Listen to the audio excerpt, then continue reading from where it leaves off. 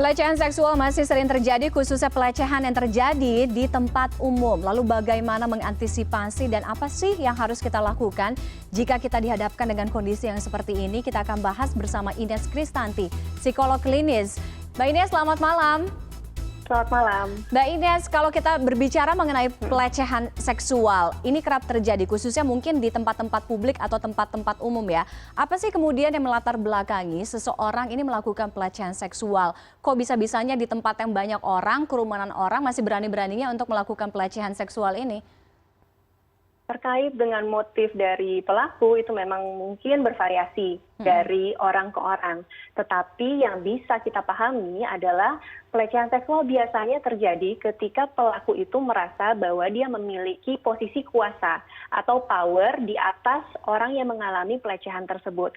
Sehingga pada akhirnya dengan perasaan itu dia merasa mungkin untuk melakukan tindakan-tindakan yang pada akhirnya membuat orang merasa malu atau merasa terintimidasi. Tetapi kalau misalnya kita mau melihat lagi lebih dalam ke aspek dari kepribadian pelaku, memang kita perlu melihatnya kasus per kasus, karena setiap kasus itu bisa berbeda. Oke. Kalau kita dihadapkan, artinya gini, sebagai korban pelecehan seksual, ini kan nggak cuma perempuan ya, laki-laki pun juga bisa ada di kondisi yang seperti itu. Tapi mungkin kebanyakan yang terjadi adalah terhadap perempuan atau wanita. Apa yang harus dilakukan oleh korban ketika sadar nih, wah nih kayaknya udah nggak bener nih gelagatnya, atau misalnya kayak potensinya nih pelecehan nih? Iya. Pertama, kita bisa mempercayai insting kita. Kalau misalnya kita merasa bahwa kita posisinya sudah tidak aman, kita bisa mengambil posisi atau sikap yang tegas kepada pelaku dengan menyampaikan bahwa kita tidak merasa nyaman dengan apa yang dilakukan. Karena pelecehan itu bisa banyak macamnya, bisa verbal, bisa catcalling, dan kalau misalkan hal itu sudah membuat kita merasa tidak nyaman, kita bisa menyampaikannya secara tegas.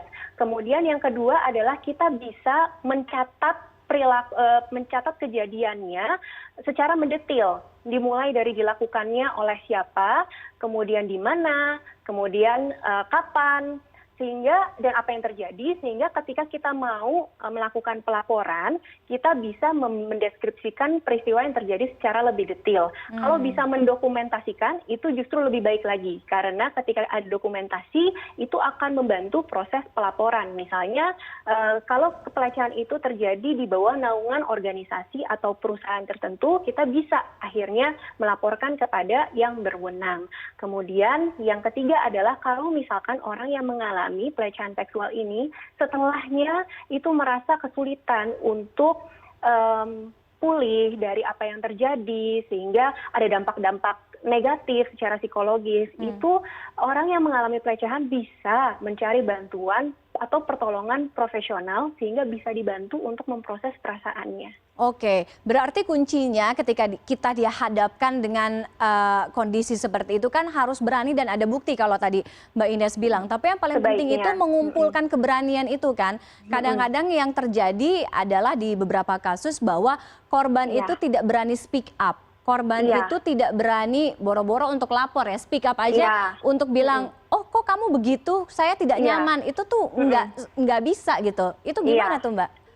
Yang pertama, kita juga perlu kita semua sama-sama mengedukasi diri kita tentang pelecehan itu tuh apa. Karena kadang-kadang yang membuat orang yang mengalami pelecehan tidak melapor karena juga dia ragu-ragu.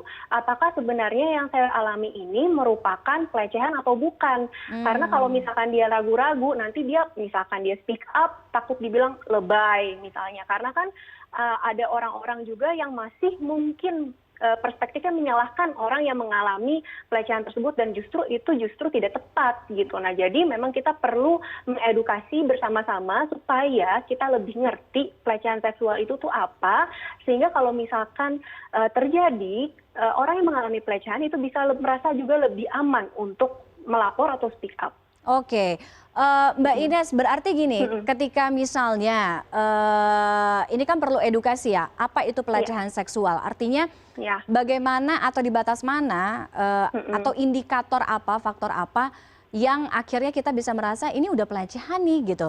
Itu ada di tahap yang mana tuh? Oke, terkait pelecehan seksual sendiri itu memang kadang-kadang orang tuh masih bingung gitu. Nah, tetapi ciri-ciri dari pelecehan seksual adalah salah satunya yang pertama itu merupakan perilaku seksual atau seksualisasi yang tidak diinginkan oleh orang yang menerima perilaku tersebut. Kemudian perilaku yang dilakukan itu juga bisa membuat orang tersebut merasa malu atau terintimidasi. Dan tidak jarang juga sebenarnya pelakunya juga tahu bahwa kalau misalkan saya melakukan hal ini akan membuat orangnya merasa tidak nyaman. Nah, dengan definisi seperti itu, nah kita juga bisa mengevaluasi apakah yang memang terjadi pada kita itu merupakan pelecehan seksual atau tidak. Memang kita perlu juga sama-sama mengedukasi latihan gitu supaya kita juga semakin paham dengan isu ini dan juga semakin berani kalau untuk mengidentifikasi dan juga speak up. Oke, yang harus berani ini kayaknya nggak cuma korban juga nih kan. Kalau soal edukasi, kadang-kadang kita dihadapkan dengan situasi kita adalah orang yang melihat gitu, saksi mata ya kan, bahwa wah nih kayaknya udah nggak bener nih, wah kayaknya mbak yang ini atau si orang ini kayak mendapatkan pelecehan nih. Tapi kita yang melihat, yang tahu justru diem aja gitu, nggak ngelakuin apa-apa, doing nothing gitu. Gimana tuh Mbak? Oke, yang pertama kan kita juga perlu paham bahwa orang yang mengalami pelecehan seksual itu mungkin kaget. Dihadapkan dengan situasi itu, mungkin dia juga jadi merasa bingung harus berbuat apa, dan pada saat itu psikologisnya itu tidak siap untuk merespon, sehingga akan sangat membantu kalau misalkan orang-orang yang ada di sekitarnya itu bisa membantu orang tersebut. Nah, caranya bagaimana? Yang pertama adalah ya tadi, kalau misalkan orang yang mengalami pelecehan tidak sempat mencatat atau tidak sempat mendokumentasikan, kita bisa melakukan itu, kemudian hasil pencatatan dan dokumentasinya itu juga diberikan kepada orang yang mengalami pelecehan supaya bisa membantu proses pelaporan nantinya. Kemudian kalau misalnya si orang yang mengalami pelecehan itu juga kelihatannya sulit untuk merespons, bingung. Nah, kita juga bisa menjadi pihak yang speak up atau memberikan bantuan, bertindak secara tegas kepada pelaku. Seperti itu. Nah, kalau misalkan kita sebagai orang yang menjadi tempat cerita dari orang yang ternyata pernah mengalami pelecehan seksual, misalkan kita temennya. Nah, kita juga tetap bisa menjalankan peran untuk membantu, yaitu yang pertama, kita mendengarkan tanpa judgement, mendengarkan tanpa menghakimi orangnya. Nah, karena komentar-komentar yang menghakimi itu pada akhirnya bisa membuat orang yang ingin bercerita justru ya udah deh nggak jadi deh gitu, atau jangan sampai juga keluar komentar-komentar yang menyalahkan. Karena kalau misalkan keluar komentar-komentar seperti itu, pada akhirnya orang yang mengalami pelecehan ini justru semakin sulit untuk berbicara. Dan kalau misalkan kita lihat dia membutuhkan bantuan, kita bisa menawarkan untuk mencarikan bantuan profesional. Oke, termasuk bukan hanya di tempat umum, tapi sekarang yang juga mungkin sering kita hadapi adalah pelecehan seksual, verbal, visual di media sosial ya. Misalnya kayak kolom-kolom komentar, itu kan juga banyak tuh Mbak Ines. Kalau soal di media sosial, ranah ini gimana tuh Mbak? Oke, kalau misalkan ya memang pelecehan itu bisa macam-macam, bisa di media sosial atau di area domestik juga bisa ya.